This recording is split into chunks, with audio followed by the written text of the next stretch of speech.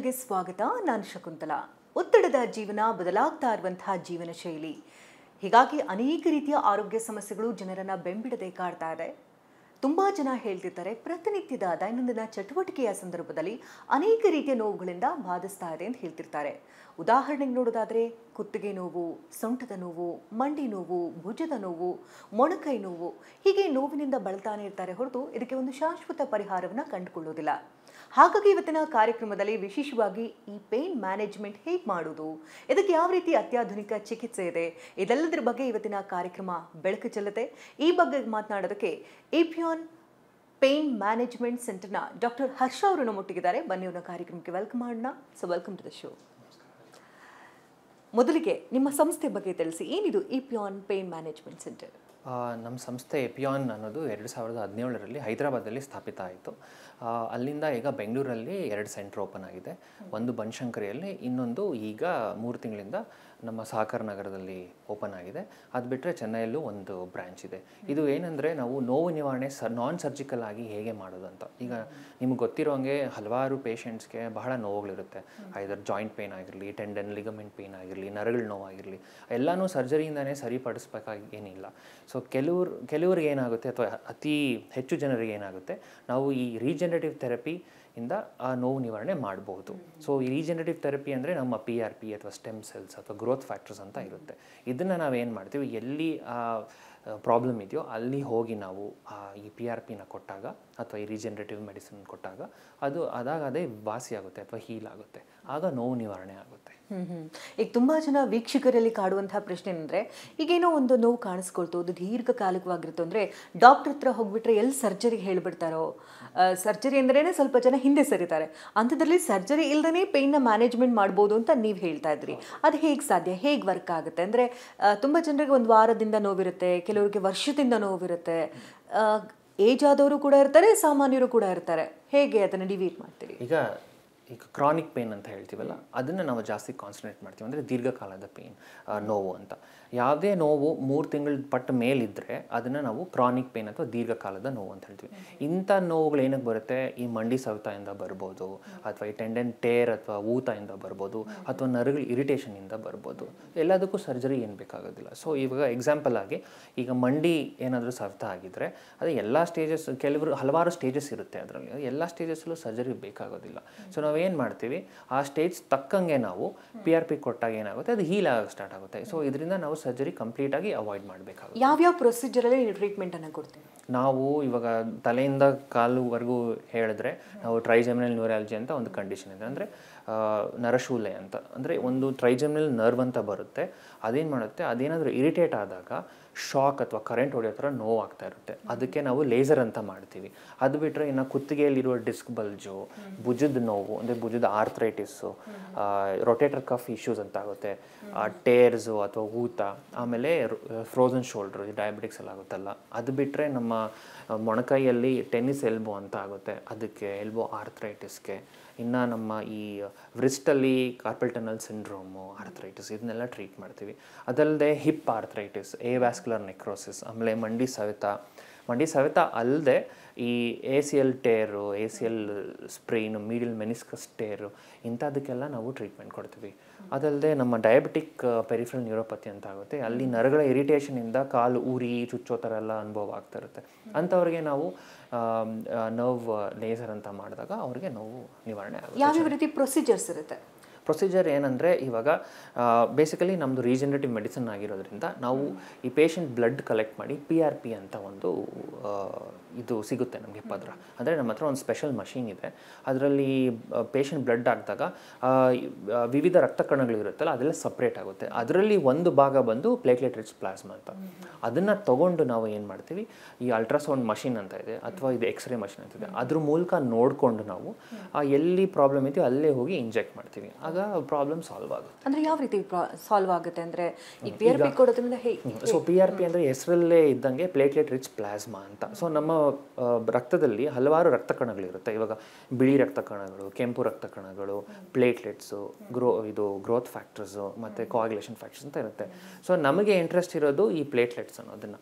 So ಇವಾಗ platelets ಇದು blood ತೊಗೊಂಡು ಪ್ರಾಸೆಸ್ ಮಾಡಿದಾಗ ಪ್ಲೇಟ್ಲೆಟ್ ರಿಚ್ ಪ್ಲಾಸ್ಮಾ ಸಿಗುತ್ತಲ್ಲ, ಅದೇನಾಗುತ್ತೆ, ನಾವು ಇಂಜೆಕ್ಟ್ ಮಾಡಿದಾಗ ಅದು ಪ್ಲೇಟ್ಲೆಟ್ಸು ಅದು ಬರ್ಸ್ಟ್ ಆಗಿ ಗ್ರೋತ್ ಫ್ಯಾಕ್ಟರ್ಸ್ ರಿಲೀಸ್ ಆಗುತ್ತೆ. ಇವಾಗ ಹಲವಾರು ಗ್ರೋತ್ ಫ್ಯಾಕ್ಟರ್ಸ್ ರಿಲೀಸ್ ಆಗುತ್ತೆ. ಸೊ ಇವಾಗ ಮಂಡಿ ವಿಷಯಕ್ಕೆ ಬಂದಾಗ ಕಾರ್ಟಿಲೇಜಲ್ಲಿ ಕಾಂಡ್ರೋಸೈಟ್ಸ್ ಅಂತ ಇರುತ್ತೆ. ಆ ಕಾಂಡ್ರೋಸೈಟ್ಸು ಈ ಗ್ರೋತ್ ಫ್ಯಾಕ್ಟರ್ಸ್ನ ತೊಗೊಂಡು ಅದು ಮತ್ತೆ ಬೆಳೆಯೋಕ್ಕೆ ಸ್ಟಾರ್ಟ್ ಆಗುತ್ತೆ. ಸೊ ಅದು ಟೈಮ್ ತೊಗೊಳುತ್ತೆ. ಇವಾಗ ಕೊಟ್ಟ ಮೇಲೆ ಇಷ್ಟು ದಿನ ಅಂತ ಆಗುತ್ತಲ್ಲ, ಆವಾಗ ಅದು ಬೆಳೀಲಿಕ್ಕೆ ಸ್ಟಾರ್ಟ್ ಆಗುತ್ತೆ. ಅದಲ್ಲದೆ ಈಗ PRPಯಲ್ಲಿ ಹೆಚ್ಚಾಗಿ ಆ್ಯಂಟಿ ಇನ್ಫ್ಲಮೇಟರಿ ರಿಯಾಕ್ಷನ್ ಅಂತ ಆಗುತ್ತೆ. ಇವಾಗ ಮಂಡಿ ವಿಷ ತೊಗೊಂಡಾಗ ನೀವು ಬಹಳ ಇನ್ಫ್ಲಮೇಷನ್ ಆಗ್ತಾ ಇರುತ್ತೆ ಮಂಡಿ ಸೆಳೆತದಿಂದ, ಅದು ಫಸ್ಟ್ ಕಡಿಮೆ ಆಗುತ್ತೆ. ಅದಾದಮೇಲೆ ಈ ಕಾರ್ಟಿಲೇಜ್ ರೀಜನ್ರೇಟ್ ಆಗೋಕ್ಕೆ ಸ್ಟಾರ್ಟ್ ಆಗುತ್ತೆ. ಅದಾದಮೇಲೆ ಏನಾಗುತ್ತೆ, ಸುತ್ತಮುತ್ತ ಇರೋ ಈ ಲಿಗಮೆಂಟ್ಸು, ಟೆಂಡನ್ಸ್ ಅವೂ ಏನಾದರೂ ಡ್ಯಾಮೇಜ್ ಆಗಿದ್ರೆ ಅದನ್ನು ಸರಿ ಹೋಗೋಕ್ಕೆ ಸ್ಟಾರ್ಟ್ ಆಗುತ್ತೆ. ಸೊ PRP ಈಸ್ PRP ಯಾವ ಏಜ್ ಗ್ರೂಪ್ ಅವರು ತಗೊಳ್ಬೋದು ಟ್ರೀಟ್ಮೆಂಟ್? ಇದಕ್ಕೆ ಏಜ್ ಗ್ರೂಪ್ ಅಂತ ಏನೂ ಇಲ್ಲ, ಯಾವುದೇ ರೆಸ್ಟ್ರಿಕ್ಷನ್ ಇಲ್ಲ. ಈಗ ಸಣ್ಣ ವಯಸ್ಸದು ಟೀನೇಜರ್ಸಿಂದ ಹಿಡಿದು ಈಗ ತುಂಬ ಮುಪ್ಪಾಗಿರೋರು ಅಂದರೆ 80-90 ಇಯರ್ಸ್ವರೆಗೂ ತೊಗೊಬೇಕು. ಯಾಕಂದರೆ ದೇಹದಲ್ಲಿ ರೀಜನರೇಟಿವ್ ಪ್ರಾಪರ್ಟಿ ಅನ್ನೋದು ಅದು ಹೋಗೋದಿಲ್ಲ, ಅದು ಹಾಗೆ ಇರುತ್ತೆ. ನಾವು ಈಗ ಕಾನ್ಸಂಟ್ರೇಟ್ ಮಾಡಿ ಆ ರೀಜನರೇಟಿವ್ ಪ್ರಾಪರ್ಟಿನ ಕೊಡ್ತಾ ಇರೋದ್ರಿಂದ ಅದು ಎಲ್ಲರಲ್ಲೂ ಕೆಲಸ ಮಾಡುತ್ತೆ. ಸೊ ಒಂದು PRP ಆಯಿತು, ನೆಕ್ಸ್ಟ್ ಲೇಸರ್ ಅಂತ ಹೇಳಿದ್ರಿ, ಅದು ಹೇಗೆ? ಲೇಸರ್ ಅಂದರೆ ಇವಾಗ ನಮ್ಮಲ್ಲಿ ಒಂದು ರೇಡಿಯೋ ಫ್ರೀಕ್ವೆನ್ಸಿ ಅಬ್ಲೇಷನ್ ಅಂತ ಇದೆ ಆ ಮಷೀನಲ್ಲಿ. ಅದೇನು ಮಾಡ್ತೀವಿ, ಎಸ್ಪೆಷಲಿ ಈ ನರಗಳ ಪ್ರಾಬ್ಲಮ್ ಇರೋರಿಗೆ, ಅಂದರೆ ಇವಾಗ ನಾನು ಹೇಳ್ದಂಗೆ ಈ ಟ್ರೈಜೆಮಿನಲ್ ನ್ಯೂರಾಲ್ಜಿಯಾ ಅಥವಾ ಡಯಾಬಿಟಿಕ್ ಪೆರಿಫೆರಲ್ ನ್ಯೂರೋಪತಿ, ಯಾವ ನರ ಇರಿಟೇಟ್ ಆಗಿದೆಯೋ ಅದ್ರ ಸುತ್ತ ಹೋಗಿ ಥರ್ಮಲ್ ಅಬ್ಲೇಷನ್ ಅಂತ ಮಾಡ್ತೀವಿ. ಅದು ಮಾಡಿದಾಗ ಏನಾಗುತ್ತೆ, ಅದ್ರ ಸುತ್ತ ಒಂದು ಮ್ಯಾಗ್ನೆಟಿಕ್ ಮತ್ತು ಎಲೆಕ್ಟ್ರಿಕಲ್ ಫೀಲ್ಡ್ ಕ್ರಿಯೇಟ್ ಆಗಿ ಅದು ನರ ಸ್ವಲ್ಪ ಇನ್ಯಾಕ್ಟಿವ್ ಆಗುತ್ತೆ. ನರಕ್ಕೇನು ತೊಂದರೆ ಆಗೋದಿಲ್ಲ, ಅದು ಇನ್ಯಾಕ್ಟಿವ್ ಆಗುತ್ತೆ. ಸೊ ಅವಾಗ ಅವ್ರಿಗೆ ಹಲವಾರು ತಿಂಗಳಿಗೆ ಅಥವಾ ಹಲವಾರು ವರ್ಷಗಳು ಪೇನ್ ರಿಲೀಫ್ ಆಗುತ್ತೆ. ಸೊ ಇದನ್ನೇ ನಾವು ಲೇಸರ್ ಅಂತ. ಅಂದರೆ ಡಯಾಬಿಟಿಕ್ ಇರೋರಿಗೆ ಇದು ತುಂಬ ಹೆಲ್ಪ್ಫುಲ್ ಅಂತ ಹೇಳಿ, ತುಂಬ ಹೆಲ್ಪ್ಫುಲ್ ಆಗುತ್ತೆ. ಸೊ ಮತ್ತೊಂದು ಟ್ರೀಟ್ಮೆಂಟ್ ಅಂತ ಹೇಳಿದ್ರಿ, ಇದು ಪ್ರೋಲೋಥೆರಪಿ ಅಂತ ಒಂದು ಮಾಡ್ತೀವಿ. ಪ್ರೋಲೋಥೆರಪಿ ಏನಂದರೆ ಇವಾಗ ಡೆಕ್ಸ್ಟ್ರೋಸ್ ಅಂತ ಬರುತ್ತೆ. ನಮ್ಮ ಸಾಮಾನ್ಯವಾಗಿ ಈ ಶುಗರ್ ತುಂಬ ಕಡಿಮೆ ಆಗಿರುತ್ತಲ್ಲ, ಅಂಥ ಪೇಷಂಟ್ಸಲ್ಲಿ ಕೊಟ್ಟಾಗ ಅವ್ರು ಲೋ ಶುಗರ್ ಆಗಿರೋರಲ್ಲಿ ಅಂಥವ್ರು ಕೊಡ್ತೀವಿ. ಇದನ್ನೇ ನಾವು ಏನಾಗುತ್ತೆ, ಇವಾಗ ಎಲ್ಲಿ ಇನ್ಫ್ಲಮೇಷನ್ ಆಗ್ತಿದೆಯೋ, ಇವಾಗ ಒಂದು ಟೆಂಡನ್ ಭುಜದಲ್ಲಿ ಟೆಂಡನ್ ಇನ್ಫ್ಲಮೇಷನ್ ಆಗಿದೆ ಅಂದ್ಕೊಳ್ಳಿ, ಅಲ್ಲಿ ಅದಕ್ಕೆ PRP ಅಗತ್ಯ ಇರೋದಿಲ್ಲ. ಅವಾಗ ಏನಾಗುತ್ತೆ, ನಾವು ಪ್ರೋಲೋಥೆರಪಿ ಅಂತ ಮಾಡ್ತೀವಿ. ಆ ಡೆಕ್ಸ್ಟ್ರೋಸ್ನೇ ಒಂದು 3-4 ml ಅಲ್ಟ್ರಾಸೌಂಡ್ ಮೂಲಕ ನೋಡ್ಕೊಂಡು ಕೊಟ್ಟಾಗ ಏನಾಗುತ್ತೆ, ಅದರಲ್ಲೂ ಆ್ಯಂಟಿ ಇನ್ಫ್ಲಮೇಟರಿ ಪ್ರಾಪರ್ಟೀಸ್ ಇರುತ್ತೆ. ಆ ಆ್ಯಂಟಿ ಇನ್ಫ್ಲಮೇಟರಿ ಪ್ರಾಪರ್ಟೀಸಿಂದ ಅದು ಕಡಿಮೆ ಆಗುತ್ತೆ ಆ ಊತ. ಅದಲ್ಲದೆ ನ್ಯೂಟ್ರಿಷನ್ ಕೂಡ ಕೊಡುತ್ತೆ, ಯಾಕಂದರೆ ಬೇಸಿಕಲಿ ಇಟ್ ಇಸ್ ಡೆಕ್ಸ್ಟ್ರೋಸ್ ಅಲ್ವಾ, ಅಂದರೆ ಶುಗರ್. ಸೊ ಅದೇನಾಗುತ್ತೆ, ಆ ನ್ಯೂಟ್ರಿಷನ್ ಕೊಡುತ್ತೆ. ಆಗ ಅದು ಹೀಲಾಗಿ ವಾಸಿ ಆಗುತ್ತೆ. ಇನ್ನು ಕ್ಯಾನ್ಸರ್ವರೆಗೂ ಕೂಡ ಟ್ರೀಟ್ಮೆಂಟ್ ಕೊಡ್ತಾರೆ ಅಂತ ಹೇಳಿ. ಕ್ಯಾನ್ಸರ್ ಅಂದರೆ ಇವಾಗ ಕ್ಯಾನ್ಸರಲ್ಲಿ ಕೆಲವರಿಗೆ ಮಾತ್ರೆಗಳಿಂದ ನೋವು ಕಡಿಮೆ ಆಗೋದಿಲ್ಲ, ಅಂಥವ್ರಿಗೆ ನಾವು ರೇಡಿಯೋ ಲೇಸರ್ ಅಂತ ಹೇಳಿದ್ನಲ್ಲ, ಈ ಬೆನ್ನಿಂದ ಇರೋ ನರಗಳು, ಅದು ಹೊಟ್ಟೆ ನೋವು ಇರೋರಿಗೆ ಅಂಥವ್ರಿಗೆ, ಅಥವಾ ಇಲ್ಲಿ ಒಳಗಡೆ ಪೆಲ್ವಿಕ್ ರೀಜನಲ್ಲಿ ನೋವು ಇರೋರಿಗೆ ಲೇಸರ್ ಮಾಡಿ ನೋವು ನಿವಾರಣೆ ಮಾಡ್ಬೋದು. ಅವ್ರಿಗೆ ಬಹಳ ಲಾಂಗ್ ಟರ್ಮ್ ಪೇನ್ ರಿಲೀಫ್ ಸಿಗುತ್ತೆ. ಈ ಸ್ಪೋರ್ಟ್ಸ್ ಆಡುವಂಥ ಸಂದರ್ಭದಲ್ಲಿ ಇಂಜುರಿಗಳಾಗಿರುತ್ತೆ, ತುಂಬ ಕೆಲವೊಮ್ಮೆ ಆಕ್ಸಿಡೆಂಟ್ಗಳಲ್ಲೂ ಕೂಡ ಇಂಜುರೀಸ್ ಆಗಿರುತ್ತೆ. ಅದೇನೆಂದರೆ ಲೈಫ್ ಲಾಂಗ್ ಪೇನ್ ಅನುಭವಿಸ್ತಾ ಇರ್ತಾರೆ. ಯಾವಾಗಲೂ ಪೇನ್ ಕಿಲ್ಲರ್ ತೊಗೊಳ್ಬೇಕು ಅಥವಾ ಎಕ್ಸ್ಟರ್ನಲ್ ಅಪ್ಲಿಕೇಶನ್ ಮೊರೆ ಹೋಗ್ತಾರೆ. ಎಕ್ಸಸೈಸ್ ಮಾಡಿದ್ವಿ, ಏನು ಮಾಡಿದ್ರು ಕೂಡ ಪೇನ್ ಕಡಿಮೆ ಆಗ್ತಿಲ್ಲ ಅಂತವ್ರೆ. ಸೊ ಅಂಥವ್ರಿಗೆ ಇದೊಂದು ವರದಾನ ಅಂತ ಹೇಳ್ಬೋದಾ? ಡೆಫಿನೆಟ್ಲಿ ಅಂಥವ್ರಿಗೆ ಇದು ವರದಾನ. ಯಾಕಂದರೆ ನಾವು ಸ್ಪೋರ್ಟ್ಸಲ್ಲಿ ತುಂಬ ಇನ್ವಾಲ್ವ್ ಆಗಿರೋರಿಗೆ ಏನಾಗುತ್ತೆ, ಅವ್ರು ರಿಪೀಟೆಡ್ ಆಗಿ ಅವ್ರಿಗೆ ಇಂಜುರಿ ಆಗ್ತಾ ಇರುತ್ತೆ, ಏಟ್ ಆಗ್ತಾ ಇರುತ್ತೆ. ಏನಂದರೆ ಅದಕ್ಕೆ ಸ್ವಲ್ಪ ರೆಸ್ಟು ಅಥವಾ ಫಿಸಿಯೋಥೆರಪಿ ಮಾಡ್ತಿದ್ರೆ ಸರಿ ಹೋಗುತ್ತೆ, ಬಟ್ ಕಂಪ್ಲೀಟಾಗಿ ಸರಿ ಹೋಗೋದಿಲ್ಲ. ಅವಾಗ ಏನಾಗುತ್ತೆ, ನಾವು ಈ ರೀಜನರೇಟಿವ್ ಮೆಡಿಸಿನ್ನ ಉಪಯೋಗಿಸ್ಕೊಂಡ್ರೆ ಅವರಿಗೆ ಅದು ಹೀಲ್ ಆಗೋದೇ ಅಲ್ಲ, ಸ್ಟ್ರಾಂಗ್ ಕೂಡ ಆಗುತ್ತೆ. ಸೊ ಅವ್ರು ಮತ್ತೆ ಅವರ ಏನು ಸ್ಪೋರ್ಟ್ಸ್ ಇದೆ ಅದನ್ನು ಮತ್ತೆ ಅವರು ಮಾಡ್ಕೊಬೋದು. ಅದು ಈ ಸೆಡೆಂಟರಿ ಲೈಫ್ ಸ್ಟೈಲ್ ಅಂತ ಏನಿರುತ್ತೆ, ತುಂಬ ಜನ ಬೆಳಗ್ಗೆಯಿಂದ ಸಂಜೆವರೆಗೂ ಕೂತ್ಕೊಂಡೇ ಕೆಲಸ ಮಾಡ್ತಿರ್ತಾರೆ, ಕೆಲವರು ನಿಂತ್ಕೊಂಡೇ ಕೆಲಸ ಮಾಡ್ತಿರ್ತಾರೆ, ಕೆಲವರು ಭಾರ ಎತ್ತದ್ರಲ್ಲೇ ಇರ್ತಾರೆ. ಸೊ ಇಂಥವರಲ್ಲಿ ಈ ಪೇಯ್ನ್ ಜಾಸ್ತಿನಾ, ಅಥವಾ ಇನ್ ಕೇಸ್ ಅವ್ರಿಗೆ ಪೇಯ್ನ್ ಅಲ್ವಾ ಈ ಕಾಮನ್ ಆಗಿ ಕೆಲಸ ಮಾಡ್ತಿದ್ದೀನಿ ಹಾಗಾಗಿ ಬರ್ತಿದೆ ಅಂತ ನೆಗ್ಲೆಕ್ಟ್ ಮಾಡಿದ್ರೆ ಏನಾಗಬಹುದು? ಸಿವಿಯರ್ ಕೇಸಸ್ಗೆ ಏನಾದ್ರು ಹೋಗುತ್ತಾ? ಹೌದು, ಇವಾಗ ಸೆಡೆಂಟ್ರಿ ಲೈಫ್ ಸ್ಟೈಲ್ ಇವಾಗ ಸರ್ವೇ ಸಾಮಾನ್ಯ ಆಗೋಗಿದೆ, IT BT ಎಲ್ಲ ಬಂದು. ಸೊ ಅಂಥವ್ರಿಗೆ ಏನಾಗುತ್ತೆ, ಕುತ್ಕೊಂಡಿದ್ದ ಕಡೆನೇ ಕುತ್ಕೊಂಡು ಕೆಲಸ ಮಾಡೋವಾಗ ಮೂಮೆಂಟ್ಸ್ ಆಗೋದಿಲ್ಲ. ಸೊ ಮೂಮೆಂಟ್ಸ್ ಆಗದೆ ಇರುವಾಗ ಏನಾಗುತ್ತೆ, ಮಸಲ್ ವೀಕ್ನೆಸ್ ಆಗೋದು, ಕಾರ್ಟಿಲೇಜ್ ಡ್ಯಾಮೇಜ್ ಆಗೋದೆಲ್ಲ ಆಗ್ತಾ ಇರುತ್ತೆ. ಸೊ ನಮಗೆ ಇತ್ತೀಚೆಗೆ ಯಂಗ್ ಪೇಷಂಟ್ಸ್ ಅಂದರೆ ಒಂದು 45-40 ವರ್ಷದ ಅವರಲ್ಲೂ ಮಂಡಿ ನೋವು ಕಾಣಿಸ್ಕೊಳ್ತಾ ಇದೆ, ಭುಜ ನೋವು ಕಾಣಿಸ್ಕೊಳ್ತಾ ಇದೆ. ಅಂಥವ್ರಿಗೂ ಇದು ಭಾಳ ಹೆಲ್ಪ್ ಆಗುತ್ತೆ. ಅದ್ರ ಜೊತೆಗೆ ಅವ್ರು ಸ್ವಲ್ಪ ಆ್ಯಕ್ಟಿವಿಟಿ ಇಂಪ್ರೂವ್ ಮಾಡಿಕೊಂಡ್ರೆ ಇನ್ನೂ ಚೆನ್ನಾಗಿ ಅವ್ರಿಗೆ ಹೆಲ್ಪ್ ಆಗುತ್ತೆ. ಈಗ ಮಕ್ಕಳಲ್ಲಿ ನಾವು ಹೆಚ್ಚಾಗಿ ನೋಡ್ತಾ ಇರೋದಂದ್ರೆ ಈಗ ಮೊಬೈಲ್ ಯೂಸ್ ಯಾವಾಗ ಸ್ಟಾರ್ಟ್ ಆಯ್ತು ಆಫ್ಟರ್ ಕೊರೋನಾ ನೋಡೋದಾದ್ರೆ ತುಂಬ ಮಕ್ಕಳು ಈ ಕುತ್ತಿಗೆ ನೋವು ಅಂತ ಹೇಳ್ತಿರ್ತಾರೆ, ಮತ್ತು ಅವ್ರ ಪೋಸ್ಚರ್ಸ್ ಕೂಡ ಚೇಂಜ್ ಆಗ್ತಾ ಇದೆ, ತುಂಬ ಪೇರೆಂಟ್ಸ್ಗಳು ಕೂಡ ಕಂಪ್ಲೇಂಟ್ ಮಾಡ್ತಿರ್ತಾರೆ. ಸೊ ಇನ್ ಕೇಸ್ ಈ ಮಕ್ಕಳನ್ನ ಇದು ಕಾಮನ್ ಅಂತ ಏನಾದರೂ ಬಿಟ್ಬಿಟ್ರೆ ತೊಂದರೆ ಆಗುತ್ತಾ? ಯಾವಾಗ ತೋರಿಸ್ಕೊಳ್ಬೇಕು ಅವ್ರಿಗೆ ಯಾವ ರೀತಿ ಟ್ರೀಟ್ಮೆಂಟ್ ಇದೆ? ಖಂಡಿತ ಇದು ಸುಮ್ಮನೆ ಏನೋ ಈ ಸುಮ್ಮನೆ ಕಾರಣಕ್ಕೆ ನೋವು ಬರ್ತಾ ಇದೆ ಅಂತ ಹಂಗೆ ಬಿಟ್ಟರೆ ಇದು ಕ್ರಾನಿಸಿಟಿಗೆ ಹೋಗುತ್ತೆ, ಅಂದರೆ ಕ್ರಾನಿಕ್ ಪೇನ್ ಆಗೋ ಸಾಧ್ಯತೆ ಇರುತ್ತೆ. ಅದರಿಂದ ಅವರಿಗೆ ಲೈಕ್ ಜೀವನ ನಡೆಸೋದು ಮುಂದೆ ಕಷ್ಟ ಆಗ್ಬೋದು. ಸೊ ಅಂಥವ್ರಿಗೂ ನಾವು ಏನು ಮಾಡ್ತೀವಿ, PRP ಏನು ಬೇಕಾಗಲ್ಲ. ಇವಾಗ ಮೊಬೈಲ್ ಜಾಸ್ತಿ ಬಳಕೆ ಆಗೋದ್ರಿಂದ ಏನಾಗುತ್ತೆ, ಅದನ್ನು ಬಗ್ಗಿ ನೋಡೋದ್ರಿಂದ ಕುತ್ತಿಗೆ ನೋವು ಬರುತ್ತೆ, ಇಲ್ಲೆಲ್ಲ ಈ ಭುಜದ ಸುತ್ತ ಟ್ರಿಗರ್ ಪಾಯಿಂಟ್ಸ್ ಅಂತ ಆಗುತ್ತೆ. ಅದನ್ನು ನಾವು ಆರಾಮಾಗಿ ರಿಲೀಸ್ ಮಾಡೋ ಮೂಲಕ ನೋಡ್ಕೊಬೋದು. ಈ ಕಾರ್ಯಕ್ರಮ ನೋಡ್ತಾ ಇರುವಂಥ ವೀಕ್ಷಕರಿಗೆ ಈಗ ಬೇರೆ ಬೇರೆ ಭಾಗದಿಂದ ನೋಡ್ತಿರ್ತಾರೆ.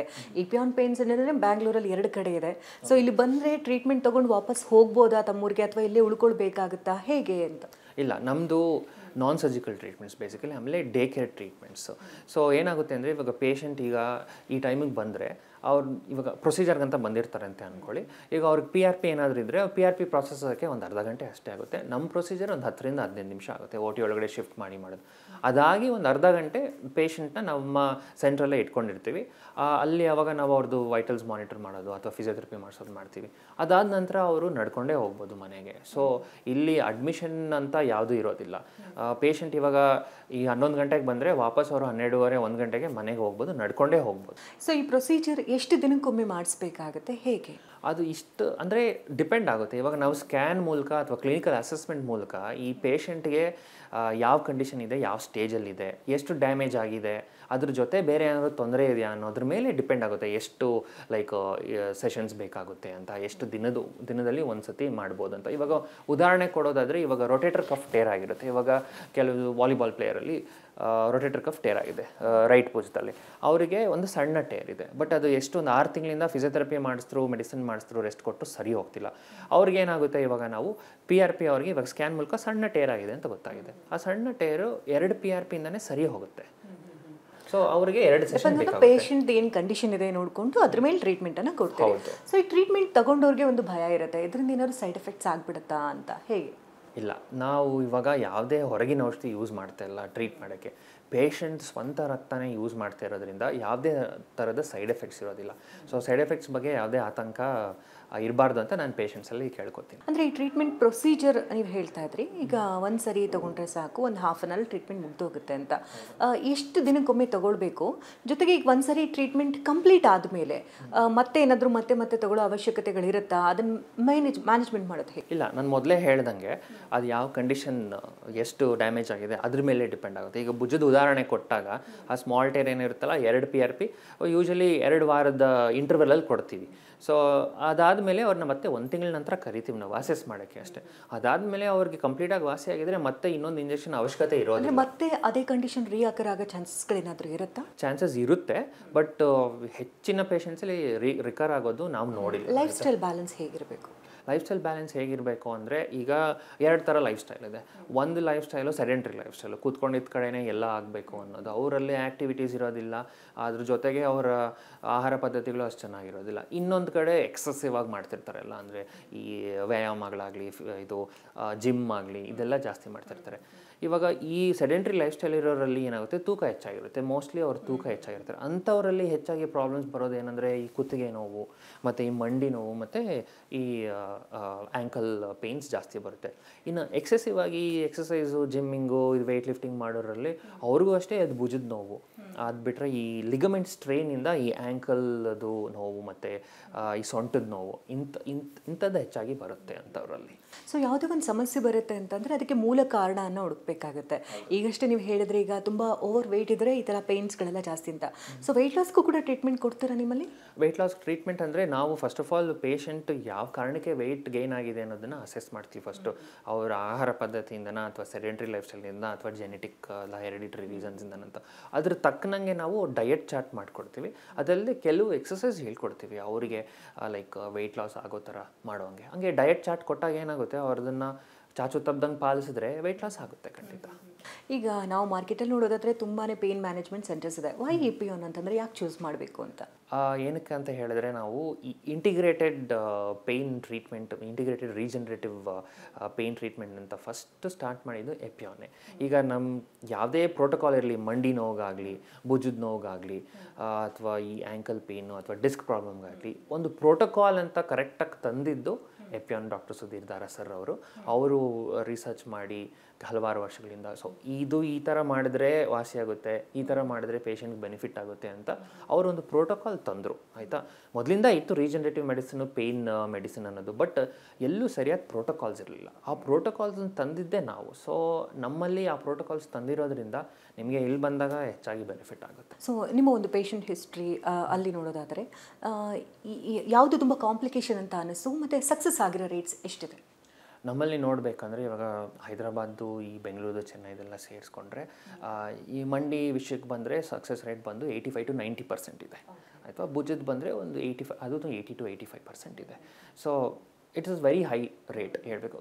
ಏನಕ್ಕೆ ಕೆಲವರಲ್ಲಿ ಸಕ್ಸಸ್ ರೇಟ್ ಆಗಲ್ಲ ಅಂದರೆ ಅದು ಅವ್ರು ಲೈಕ್ ಪ್ರಾಬಬ್ಲಿ ಅಡ್ವಾನ್ಸ್ ಸ್ಟೇಜಲ್ಲಿ ಇರ್ತಾರೆ, ಅಥವಾ ಅವರು ನಾವು ಹೇಳಿರೋ ಕೆಲವು ಅಂಶಗಳನ್ನ ಸರಿಯಾಗಿ ಗ್ರಹಿಸ್ಕೊಂಡಿರಲ್ಲ. ಸೊ ಫಾಲೋಅಪ್ ಸರಿಯಾಗಿ ಆಗ್ತಿರಲ್ಲ, ಅಂಥವ್ರಲ್ಲಿ ಸರಿಯಾಗಿ ಆಗದೆ ಇರ್ಬೋದು. ಈಗ ತುಂಬ ಜನರಿಗೆ ಈ ಪೇಯ್ನ್ಗಳಿದ್ದಾಗ ಕೆಲವೊಮ್ಮೆ ಡಾಕ್ಟರ್ಸ್ಗಳ ಹತ್ರ ಹೋದಾಗ ಸರ್ಜರಿ ಮಾಡಬೇಕಂತ ಹೆದರಿಸಿರ್ತಾರೆ. ತುಂಬ ಜನ ಸರ್ಜರಿ ಮಾಡಲೇಬೇಕೇನೋ ಅನ್ನೋ ಒಂದು ಭಯದಿಂದನೇ ಡಾಕ್ಟರ್ ಹತ್ರ ಹೋಗ್ತಿರೋದಿಲ್ಲ. ಸೊ ಸರ್ಜರಿ ಇಲ್ಲದೇನೆ ನಿಮ್ಮ ಹತ್ರ ಟ್ರೀಟ್ಮೆಂಟ್ ತೊಗೊಳ್ಬೋದು ಅಂತಂದರೆ ಅದು ಮ್ಯಾನೇಜ್ ಮಾಡೋಕ್ಕೆ ಸಾಧ್ಯನಾ? ಖಂಡಿತ. ಈಗ ಸರ್ಜರಿ ಯಾರಲ್ಲಿ ಬೇಕು ಅಂತ ಅದನ್ನು ಸರ್ಜನ್ ಡಿಸೈಡ್ ಮಾಡ್ತಾರೆ, ಬಟ್ ಎಲ್ಲ ಕಂಡೀಷನ್ಸಲ್ಲೂ ಸರ್ಜರಿ ಬೇಕಾಗೋದಿಲ್ಲ. ಈ ಸರ್ಜರಿ ಯಾವ ಕಂಡೀಷನ್ಸಲ್ಲಿ ಬೇಕಾಗಲ್ವೋ ಅದಕ್ಕೆ ನಮ್ಮ ಈ ಪೇಯ್ನ್ ಮ್ಯಾನೇಜ್ಮೆಂಟ್ ಮತ್ತು ರೀಜನರೇಟಿವ್ ಮೆಡಿಸಿನ್ ಇದ್ದೇ ಇದೆ. ಈಗ ಕೆಲವರಲ್ಲಿ ಸರ್ಜರಿ ಬೇಕಾಗಿರೋರಲ್ಲೂ ಕೆಲವರು ಸರ್ಜರಿ ಮಾಡಿಸ್ಕೊಳ್ಳೋಕ್ಕೆ ಹಿಂದೆ ಮುಂದೆ ನೋಡ್ತಾ ಇರ್ತಾರೆ. ಅಂದರೆ ಅದು ಅವರಿಗೆ ಸರ್ಜರಿ ಅಂದರೆ ಬಹಳ ಆತಂಕ ಇರುತ್ತೆ, ಆ್ಯಂಗ್ಸೈಟಿ ಇರುತ್ತೆ, ಅಂಥವರು ನಮ್ಮದು ಮಾಡಿಸ್ಕೊಬೋದು.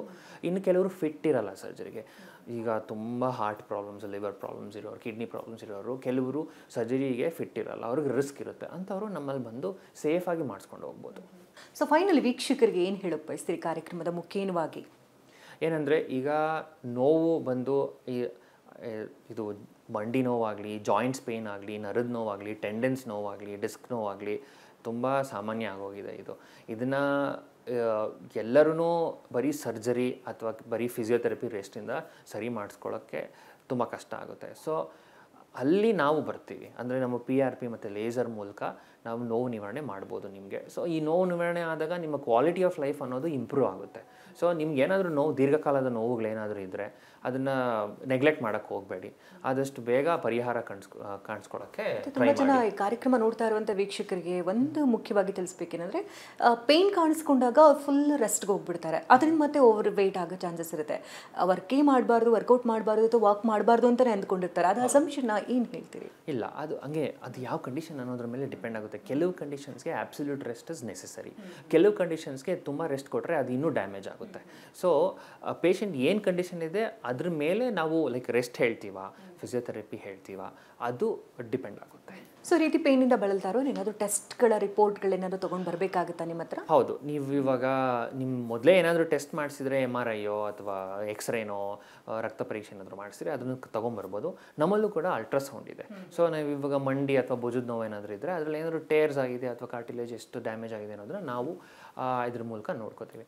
ಇವಾಗ PRP ಪೇಷಂಟ್ಗೆ ಏನಾದರೂ ಥೆರಪಿಗೆ ಏನಾದರೂ ಪೇಷಂಟ್ನ ನಾವು ಇದು ಹಾಕೊಂಡ್ರೆ ಆವಾಗ ನಾವು ಕೆಲವು ರಕ್ತ ಪರೀಕ್ಷೆ, ಬೇಸಿಕ್ ರಕ್ತ ಪರೀಕ್ಷೆಗಳು ಮಾಡಿಸ್ತೀವಿ. ಅದು ಎಲ್ಲರಿಗೂ ಮಾಡಿಸ್ಲೇಬೇಕಾಗುತ್ತೆ ಅದು. ಸೊ ಅದನ್ನು ಮಾಡಿಸ್ತೀವಿ ಅಷ್ಟೇ. ಸೊ ಈ ಸೆಂಟರಲ್ಲಿ ಸ್ಪೆಷಲಿ ಏನು ಫೆಸಿಲಿಟೀಸ್ ಇದೆ? ಈ ಸೆಂಟ್ರಲ್ಲಿ ಫೆಸಿಲಿಟಿ ಫಸ್ಟ್ ಬಂದು ನಮ್ಮದು ಪೇಯ್ನ್ ಮ್ಯಾನೇಜ್ಮೆಂಟ್ ಇದೆ, ಫಿಸಿಯೋಥೆರಪಿ ಇದೆ, ಡಯಟಿಷಿಯನ್ ಇದ್ದಾರೆ, ರಿಹ್ಯಾಬಿಲಿಟೇಷನ್ ಇದೆ. ಸೊ ಇಷ್ಟು ಫೆಸಿಲಿಟಿ ನಮ್ಮಲ್ಲಿ ಇದೆ. ಓಕೆ ಡಾಕ್ಟರ್, ಈಗ ಪ್ರೊಸೀಜರ್ ಬಗ್ಗೆ ಮಾಹಿತಿನ ತಿಳ್ಕೊಳ್ಳೋಣ. ಹೌದು, PRP ಇದೆ ಮಂಡಿಗೆ, 3ನೇ PRP ಪೇಷಂಟ್ಗೆ. ಇದೊಂದು 65 ವರ್ಷದ ಪೇಷಂಟು, ಅವ್ರಿಗೆ ರುಮಟೆಡ್ ಆರ್ಥರೈಟಿಸ್ ಕೂಡ ಇತ್ತು, ಈಗ ರಿಮಿಷನಲ್ಲಿದೆ ಅವ್ರಿಗೇನಾಗಿದೆ, ಆ ಮಂಡಿಯಲ್ಲಿ ಊತ ಬಂದು ನೀರು ತುಂಬಿಕೊಂಡು ಅವ್ರಿಗೆ ನಡಿಲಿಕ್ಕೆ ತುಂಬ ಕಷ್ಟ ಆಗ್ತಿತ್ತು. ನಡೆಯುವಾಗೆಲ್ಲ ಒಂದು ಅರ್ಧ ಕಿಲೋಮೀಟರ್ ನಡೆದ್ರು ಆ ನೋವು, ಬಿಗಿತನ ಎಲ್ಲ ಇತ್ತು. ಇವಾಗ ಅವ್ರು ನಮಗೆ 1 ತಿಂಗಳಿಂದ ಬರ್ತಿದ್ದಾರೆ. ಅವ್ರದ್ದು ಕೊನೆ PRP ಸೆಷನ್ ಇದೆ ಅವ್ರಿಗೆ. ಸೊ ಅವ್ರನ್ನ ಮಾತಾಡ್ಸೋಣ ಬನ್ನಿ.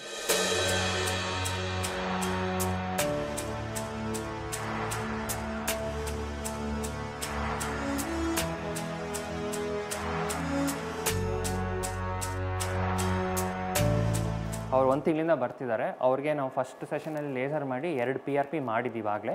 ಈಗ 3ನೇ PRP ಕೊನೆಯದಾಗಿ ಲಾಸ್ಟ್ ಸೆಷನ್ ಆಫ್ PRP ಮಾಡ್ತಿದ್ದೀವಿ. ಇದು ಮಾಡೋಕ್ಕೆ ಮುಂಚೆ ಫಸ್ಟು ಪೇಷಂಟ್ನ ಪೊಸಿಷನ್ಗೆ ಹಾಕಿ ನಾವು ಕ್ಲೀನ್ ಮಾಡ್ತೀವಿ ಆ ಭಾಗನ. ಕ್ಲೀನ್ ಏನಕ್ಕೆ ಮಾಡ್ತೀವಿ ಅಂತ ಹೇಳಿದ್ರೆ ನಾವು ಆದಷ್ಟು ಇನ್ಫೆಕ್ಷನ್ ಆಗದೇ ಇರೋ ಥರ ನೋಡ್ಕೊಬೇಕು.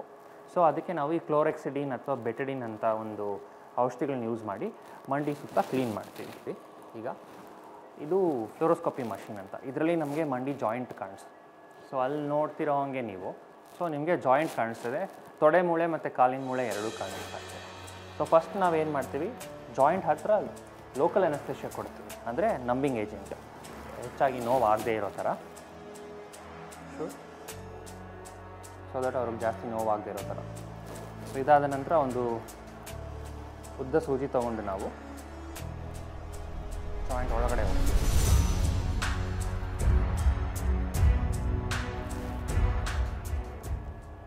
ಸೊ ಅದು ಜಾಯಿಂಟ್ ಒಳಗಡೆ ಹೇಗೆ ನಮ್ಮ PRP ಸ್ಪ್ರೆಡ್ ಆಗುತ್ತೆ ಅಂತ ತೋರಿಸ್ತಾ ಇದೆ. ಸೊ ಅದು ಇವಾಗ ಹೆಚ್ಚಾಗಿ ಕೊಡ್ತಿರೋದ್ರಿಂದ ಅದು ಪೂರ್ತಿ ಜಾಯಿಂಟ್ ಸುತ್ತಮುತ್ತ ಎಲ್ಲ ಸ್ಪ್ರೆಡ್ ಆಗುತ್ತೆ. ಹಾಗೆ ಎಲ್ಲಿ ಕಾರ್ಟಿಲೇಜ್ ಡ್ಯಾಮೇಜ್ ಆಗಿದೆಯೋ ಅಲ್ಲಿ ಹೋಗಿ ಕೂತ್ಕೊಳ್ಳುತ್ತೆ ಅದು. ಸೊ ನೀವು ನೋಡ್ತಿರೋಂಗೆ ಸುತ್ತಮುತ್ತ ಸ್ಪ್ರೆಡ್ ಆಗಿದೆ ನೋಡಿ ಅಲ್ಲಿ. ಸೊ ನಾವು ಅಲ್ಟ್ರಾಸೌಂಡ್ ಯೂಸ್ ಮಾಡ್ತೀವಿ. ಅಲ್ಟ್ರಾಸೌಂಡಲ್ಲಿ ನೀರೇನಾದರೂ ತುಂಬ್ಕೊಂಡಿದೆಯಾ ಅಥವಾ ಈಗ ಸುತ್ತಮುತ್ತ ಏನಾದರೂ ಇನ್ಫ್ಲಮೇಷನ್ ಇದೆಯಾ ಅದೆಲ್ಲ ಕಾಣಿಸುತ್ತೆ ನೋಡಿ. ಸ್ವಲ್ಪ ನೀರು ತುಂಬ್ಕೊಂಡಿದೆ ಇವರಿಗೆ, ಹೆಚ್ಚಾಗೇನಿಲ್ಲ, ಕಡಿಮೆ ನೀರು, ಸ್ವಲ್ಪ ನೀರು ತುಂಬ್ಕೊಂಡಿದೆ. ಹಾಗೆ ಕಾರ್ಟಿಲೇಜ್ ಹೇಗಿದೆ ಅಂತ ಗೊತ್ತಾಗುತ್ತೆ. ಸೊ ಮಂಡಿನ ಸ್ಕ್ಯಾನ್ ಮಾಡ್ತೀವಿ ನಾವು. ಮಂಡಿನ ಸ್ಕ್ಯಾನ್ ಮಾಡಿದಾಗ ನಮಗೆ ಈಗ ನೀರೇನಾದರೂ ತುಂಬ್ಕೊಂಡಿದೆಯಾ, ಮತ್ತು ಕಾರ್ಟಿಲೇಜಸ್ ದಪ್ಪ ಇದೆ, ಸುತ್ತಮುತ್ತ ಸ್ಟ್ರಕ್ಚರ್ಸ್ ಹೆಂಗಿದೆ, ಈ ಮೆನಿಸ್ಕಸ್ ಹೇಗಿದೆ ನೋಡಿ, ಇದು ಮೆನಿಸ್ಕಸ್ ಹೆಂಗಿದೆ ಅಂತ ಕಾಣಿಸುತ್ತೆ. ಅದೆಲ್ಲ ಗೊತ್ತು. ಸರ್ ಸ್ವಲ್ಪ ಮಂಡಿ ಮಡಿಸ್ತೀರಾ, ಸ್ವಲ್ಪ ಕಾಲು ಮಡ್ಚ್ಕೊತೀರಾ? ಹಾಂ, ಪೂರ್ತಿ ಮಡ್ಚ್ಕೊಳ್ಳಿ. ಓಕೆ, ಕಾರ್ಟಿಲೇಜ್ ಎಷ್ಟು ಬೆಳೆದಿದೆ ಅಂತಲೂ ಗೊತ್ತಾಗುತ್ತೆ ನಮಗೆ, ಎಷ್ಟು ಥಿಕ್ನೆಸ್ ಆಗಿದೆ ಅಂತ.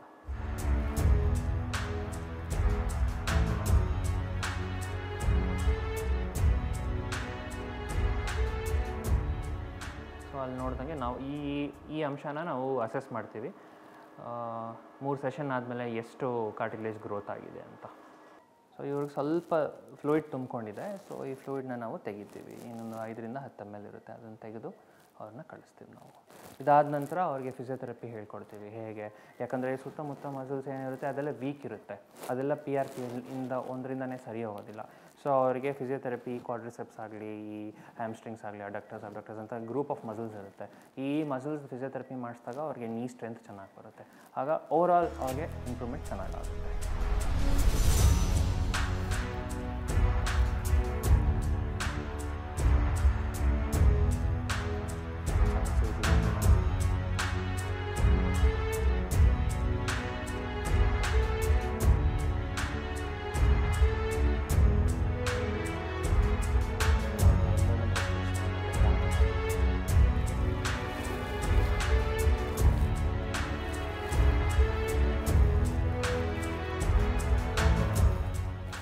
ಪ್ರೊಸೀಜರ್ ಆದ ನಂತರ ನಾವು ಪೇಷಂಟ್ನ ರಿಕವರಿ ರೂಮ್ ಶಿಫ್ಟ್ ಮಾಡ್ತೀವಿ. ಶಿಫ್ಟ್ ಮಾಡಿ ಅವರಿಗೆ ಫಿಸಿಯೋಥೆರಪಿ, ಡಯಟು ಇದ್ರ ಬಗ್ಗೆ ಎಲ್ಲ ನಾವು ಮಾಹಿತಿ ಕೊಡ್ತೀವಿ ಅವರಿಗೆ. ಈಗ ಹಲವಾರು ವಯಸ್ಸಾಗಿರೋಲ್ಲ 60 ವರ್ಷದ ಮೇಲ್ಪಟ್ಟವರಲ್ಲಿ ಮಂಡಿ ನೋವು ತುಂಬ ಕಾಮನ್ ಆಗಿಬಿಟ್ಟಿದೆ.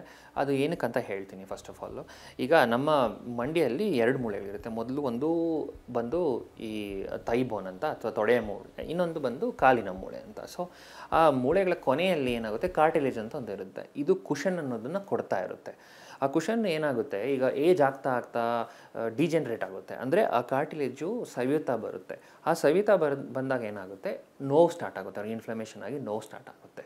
ಸೊ ನಾವೇನು ಮಾಡ್ತೀವಿ, ನಾವು ಪೇಷಂಟ್ದ ಬ್ಲಡ್ ತೊಗೊಂಡು PRP ಮಾಡಿದಾಗ ನಾವು ಅಲ್ಟ್ರಾಸೌಂಡ್ ಅಥವಾ ಫ್ಲೂರೋಸ್ಕೋಪಿ ಅಥವಾ CM ಮೂಲಕ ನೋಡಿಕೊಂಡು ಅಲ್ಲಿ ಹೋಗಿ ಎಲ್ಲಿ ಡ್ಯಾಮೇಜ್ ಆಗಿದೆಯೋ ಅಲ್ಲೇ ಹೋಗಿ ಆ PRP ಕೊಡ್ತೀವಿ. ಆಗೇನಾಗುತ್ತೆ, ಅದು ರೀಜನ್ರೇಟ್ ಆಗೋಕ್ಕೆ ಸ್ಟಾರ್ಟ್ ಆಗುತ್ತೆ.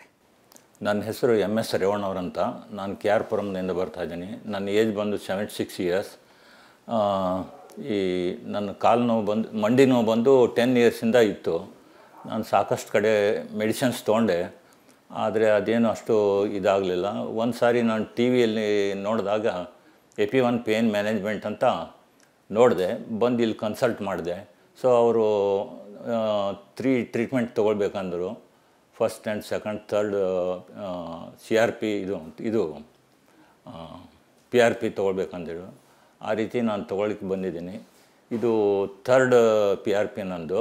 ಬಟ್ ಈಗ ನನಗೆ 99% ವಾಸಿಯಾಗಿದೆ. ನಾನು ಮೆಟ್ಲ ಹತ್ತೀನಿ, ವಾಕಿಂಗ್ ಹೋಗ್ತಿದ್ದೀನಿ, ಎಲ್ಲ ಮಾಡ್ತಾಯಿದ್ದೀನಿ. ವರ್ಲ್ಡ್ ಕ್ಲಾಸ್ ಟ್ರೀಟ್ಮೆಂಟ್ ಇದೆ.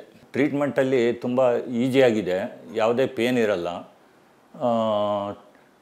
ಮತ್ತು ಫಸ್ಟ್ ಟ್ರೀಟ್ಮೆಂಟಲ್ಲೇ ನಮಗೆ ಸುಮಾರಾಗಿ ಗುಣ ಕಾಣ್ತದೆ. ಫಸ್ಟ್ ಟ್ರೀಟ್ಮೆಂಟಲ್ಲೇ ಆರಾಮಾಗಿಬಿಡ್ತದೆ. ವಾಕ್ ಮಾಡ್ಬೋದು, ಮೆಟ್ಲ ಹತ್ಬೋದು, ಇಳಿಬೋದು, ಎಲ್ಲ ಮಾಡ್ಬೋದು.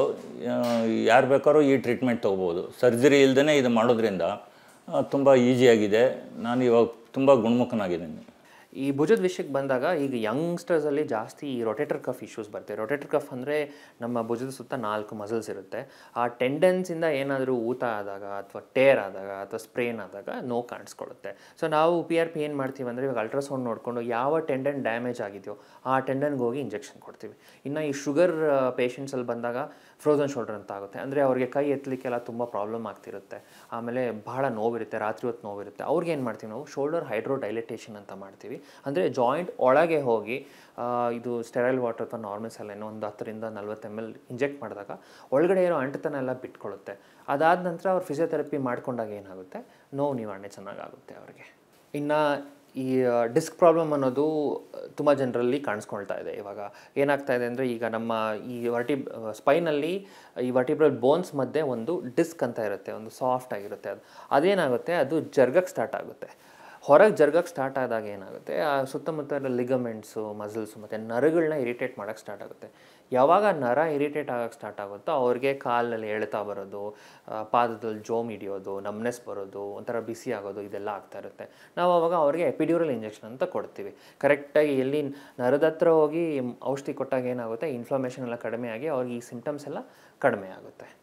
ಸೊ ವೀಕ್ಷಕರೇ, ನೀವೇನಾದರೂ ದೀರ್ಘಕಾಲದ ನೋವುಗಳಿಂದ ಏನಾದರೂ ಸಫರ್ ಆಗ್ತಿದ್ರೆ, ಅದು ಮಂಡಿ ನೋವಾಗಿರಲಿ, ಭುಜ ನೋವಾಗಿರಲಿ, ಅಥವಾ ಈ ಟ್ರೈಜೆಮಿನಲ್ ನ್ಯೂರಾಲಜಿ ಆಗಿರಲಿ, ಅಥವಾ ಡಿಸ್ಕ್ ಇಶ್ಯೂ ಆಗಿರಲಿ, ಅದನ್ನು ಕಡೆಗಣಿಸಬೇಡಿ. ನೋವಿಂದ ಸುಮ್ಮನೆ ಮನೆಯಲ್ಲೇ ಕೂತ್ಕೊಂಡು ಬರೀ ಮುಲಾಮು, ಔಷಧಿಗಳು, ಫಿಸಿಯೋಥೆರಪಿ ತೊಗೊಂಡು ನಿವಾರಣೆ ಮಾಡ್ಕೊಳ್ತೀವಂತ ಅಂದ್ಕೊಬೇಡಿ. ನಿಮಗೆ ಯಾವುದೇ ತೊಂದರೆ ಇದ್ದರೂ, ಯಾವುದೇ ದೀರ್ಘಕಾಲದ ನೋವಿದ್ದರೂ ಅದನ್ನು ನಾವು ನಾನ್ ಸರ್ಜಿಕಲ್ ಆಗಿ ನಿಮ್ಮದೇ ಆದ ಬ್ಲಡ್ ಯೂಸ್ ಮಾಡಿ ಅಥವಾ ಲೇಸರ್ ಯೂಸ್ ಮಾಡಿ, ಅದರಲ್ಲಿ ಯಾವುದೇ ಆದ ಸೈಡ್ ಎಫೆಕ್ಟ್ಸ್ ಇರೋದಿಲ್ಲ. ಆಮೇಲೆ ರಿಕವರಿ ಕೂಡ ಬಹಳ ಬೇಗ ಆಗುತ್ತೆ. ಸೊ ನಿಮಗೇನಾದರೂ ಈ ಥರ ಏನಾದರೂ ನೋವುಗಳಿದ್ರೆ ದಯವಿಟ್ಟು ಬಂದು ಪರೀಕ್ಷಿಸ್ಕೊಳ್ಳಿ. ವೀಕ್ಷಕರೇ, ಇಷ್ಟೊತ್ತು ಕಾರ್ಯಕ್ರಮವನ್ನು ನೋಡಿದ್ರಿ. ನಾವಿವತ್ತು ಸಹಕಾರ ನಗರದಲ್ಲಿರುವಂತಹ ಇಪಿಯಾನ್ ಪೇನ್ ಮ್ಯಾನೇಜ್ಮೆಂಟ್ ಸೆಂಟರ್ನಲ್ಲಿದ್ದೇವೆ. ಇಲ್ಲಿ ಟ್ರೀಟ್ಮೆಂಟ್ಗಳನ್ನು ಯಾವ ರೀತಿ ಕೊಡಲಾಗುತ್ತೆ ಅನ್ನೋದ್ರ ಬಗ್ಗೆ ಡಾಕ್ಟರ್ ಶ್ರೀಹರ್ಷ ಅವರು ಸಂಪೂರ್ಣವಾದಂಥ ಮಾಹಿತಿನ ಕೂಡ ಈಗಾಗಲೇ ನಿಮಗೆ ತಿಳಿಸಿದ್ದಾರೆ. ಯಾವುದೇ ರೀತಿ ನೋವಿನಿಂದ ನೀವು ಬಳಲ್ತಾ ಇರಬಹುದು, ಕುತ್ತಿಗೆ ನೋವು, ಸೊಂಟದ ನೋವು, ಭುಜದ ನೋವು, ಮಂಡಿ ಕಾಲು ನೋವು, ಹೀಗೆ ಯಾವುದೇ ರೀತಿ ಸಮಸ್ಯೆಗಳಿಂದ ದೀರ್ಘಕಾಲೀನ ಅಥವಾ ಕ್ರಾನಿಕ್ ಪೇನ್ ಇದ್ರೂ ಕೂಡ ಇಲ್ಲಿ ಸಮಸ್ಯೆಯನ್ನು ಸಂಪೂರ್ಣವಾಗಿ ಗುಣಮುಖರಾಗಬಹುದು. ಜೊತೆಗೆ ಟ್ರೀಟ್ಮೆಂಟ್ ಪ್ರೊಸೀಜರ್ ಕಡೆ ಕೂಡ ನೀವು ಗಮನವನ್ನು ಹರಿಸಿದ್ರಿ.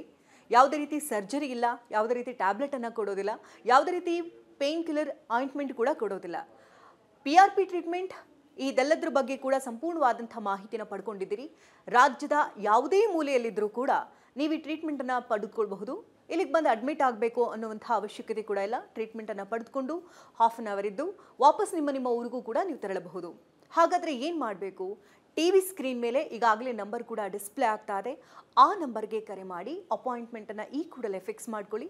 ಜೊತೆಗೆ ಈ ಹಿಂದೆ ಏನಾದರೂ 10 ವರ್ಷದಿಂದ 15 ವರ್ಷದಿಂದ ಟ್ರೀಟ್ಮೆಂಟನ್ನು ತಗೊಳ್ತಾ ಇದ್ವಿ, ಬೇರೆ ಬೇರೆ ಟ್ರೀಟ್ಮೆಂಟನ್ನು ತಗೊಂಡಿರೋದ್ರ ಬಗ್ಗೆ ಸಂಪೂರ್ಣ ಮಾಹಿತಿ ನಿಮ್ಮಲ್ಲಿದೆ ಅಂತ ಅಂದರೂ ಕೂಡ ಆ ಎಲ್ಲ ಡಾಕ್ಯುಮೆಂಟ್ಸನ್ನು ತೆಗೆದುಕೊಂಡು ಬಂದು ನೇರವಾಗಿ ಡಾಕ್ಟರ್ ಶ್ರೀಹರ್ಷ ಅವ್ರನ್ನ ಭೇಟಿ ಮಾಡಿ ಅಂತ ಹೇಳ್ತಾ ಈ ಹೊತ್ತಿನ ಕಾರ್ಯಕ್ರಮವನ್ನು ಮುಗಿಸ್ತಾ ಇದ್ದೀವಿ. ನಮಸ್ಕಾರ.